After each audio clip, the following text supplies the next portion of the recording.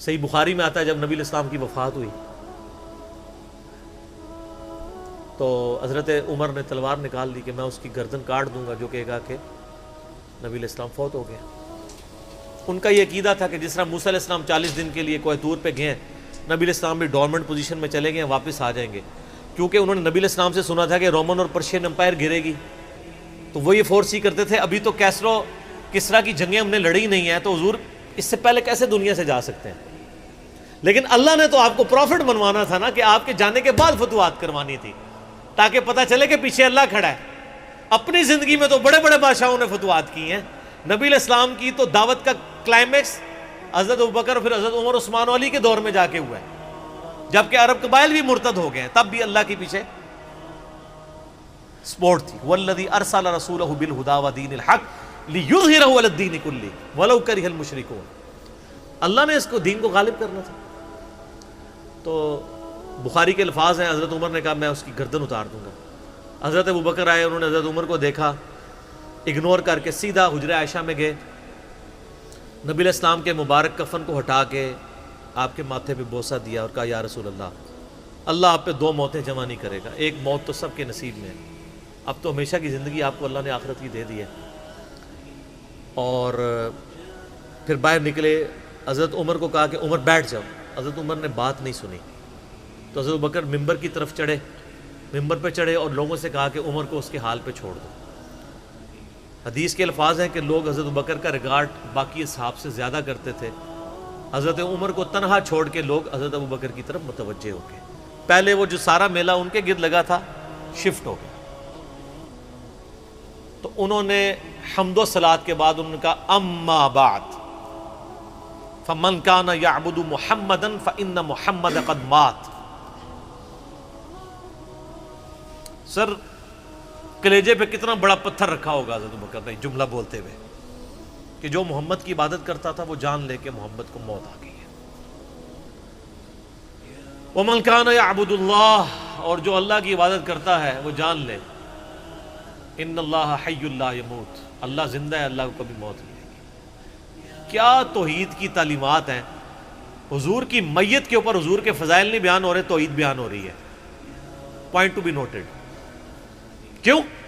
سر پہلے نہیں انسانیت نے رسک لیا، دنیا کا سب سے بڑا شرک ایک پیغمبر کے نام پہ تو کھڑا ہوا ہے، عیسیٰ ابن مریم کے نام پہ۔ نبی علیہ السلام کو عیسیٰ ابن مریم نہیں اللہ نے بننے دیا۔ ایسے تربیت یافتہ وہ صحابہ جو کل تک آپ کے وضو کا پانی نیچے نہیں گرنے دے رہے تھے، آج وفات پہ کھڑے ہو کے فرضی خطبہ دے رہے ہیں۔ جو محمد کی عبادت کرتا تھا جان لو محمد کو موت آ گئی ہے، جو اللہ کی عبادت کرتا تھا جان لو اللہ زندہ ہے۔ پھر آیت بھی پڑھی، صرف فرضی جملہ نہیں بولا۔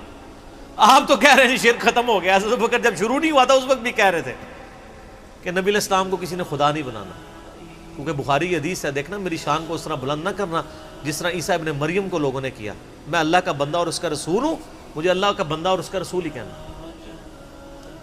سر وارفتگی، دیوانگی، عشق کی ساری کیفیت حضور کی وفات کے بعد بالکل چینج ہوگی صحابہ کی۔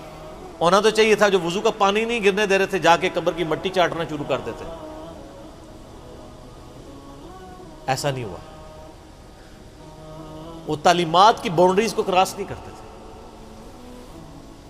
تو پھر انہوں نے آیت پڑھی، سورہ آل عمران آیت نمبر 144، وما محمد الا رسول قد خلت من قبلہ الرسل افإن مات او قتل انقلبتم علی اعقابکم۔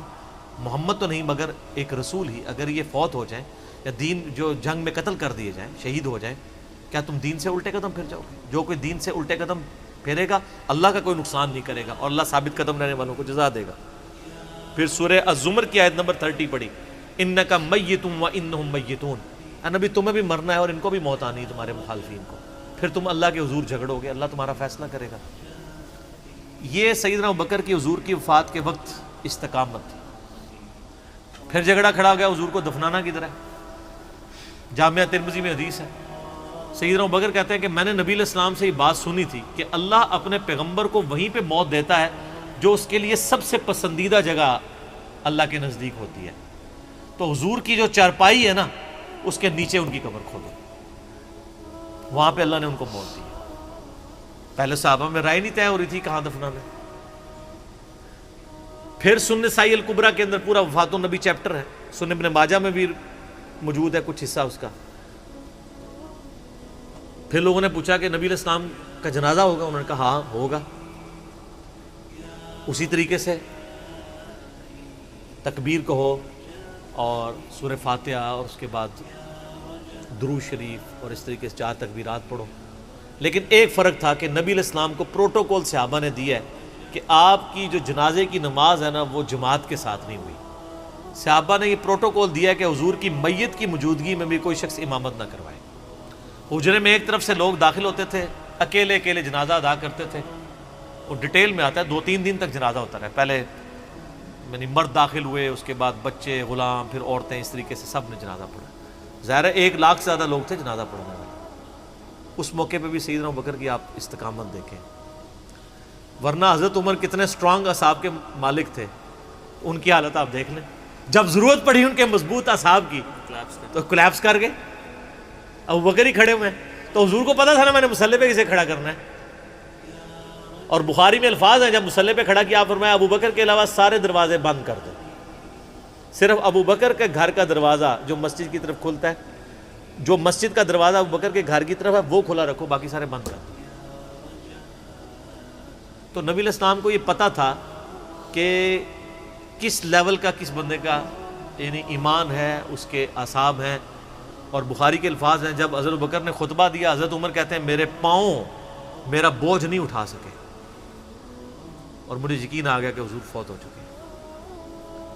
یہاں قرآن و حدیث سن کے کسی کے کان پہ جوں تک نہیں رنگتی، وہاں پہ حضرت ابوبکر کا خطبہ اور آیات سن کے حضرت عمر کہہ رہے ہیں کہ میرے پاؤں میرا بوجھ نہیں اٹھا سکے، کہ یہ تو واقعی تو قرآن کی آیت۔ اور اس میں بخاری مسلم صحیح بخاری میں الفاظ ہیں، کئی دن تک ہم جب بھی صحابہ ایک دوسرے کو ملتے تھے تو یہی آیت سنایا کرتے تھے، وما محمد الا رسول قد خلت من قبلہ الرسل افئن مات او قتل انقلبتم علی اعقابکم، کہ محمد تو نہیں مگر ایک رسول، انہیں بھی تو موت آنی ہے، تاکہ ہمیں یہ یقین آ جائے کہ حضور دنیا سے چلے گئے۔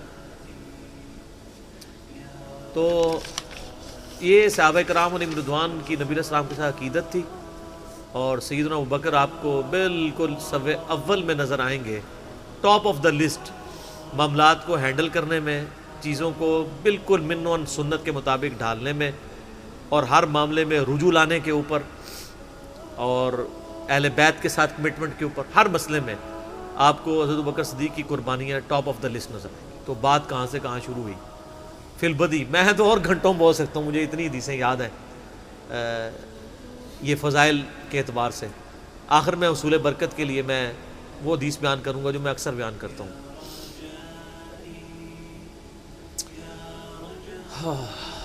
عبداللہ بن عباس رضی اللہ تعالیٰ عنہما کہتے ہیں، بخاری اور مسلم دونوں میں ہے، کہ سیدنا عمر کی میت رکھی ہوئی تھی اور لوگ آ کے ان کی میت پہ سلام پڑھ رہے تھے، اور اپنے اپنے انداز میں خراج تحسین پیش کر رہے تھے کہ اس شخص کی وجہ سے اسلام کو کیا عروج ملا۔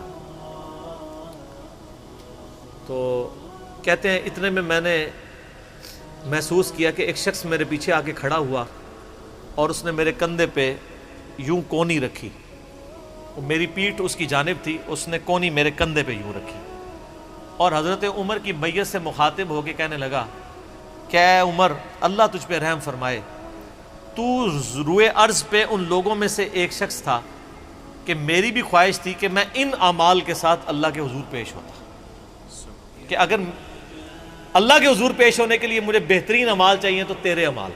ظاہر ہے جی رومن اور پرشین امپائر گھری ہے، کس لیول کا عروج،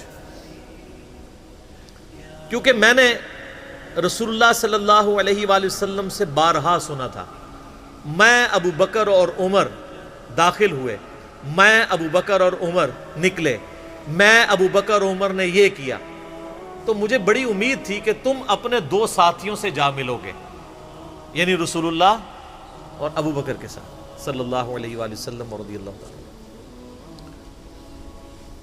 تو یعنی نبی علیہ السلام کے بعد سیدنا ابو بکر اور پھر حضرت عمر بھی وہیں پہ پہنچ گئے۔ تو مجھے نبی علیہ السلام کے اس فرمان سے لگتا تھا جس طرح آپ اپنی زندگی میں کہتے تھے نا، میں ابو بکر عمر، میں ابو بکر عمر، میں ابو بکر عمر، مجھے پتا تھا تم نے جا کے انہی سے ہی ملنا ہے جا کے، اور دیکھ لیں قبر بھی پھر ساتھ بنی دونوں کی۔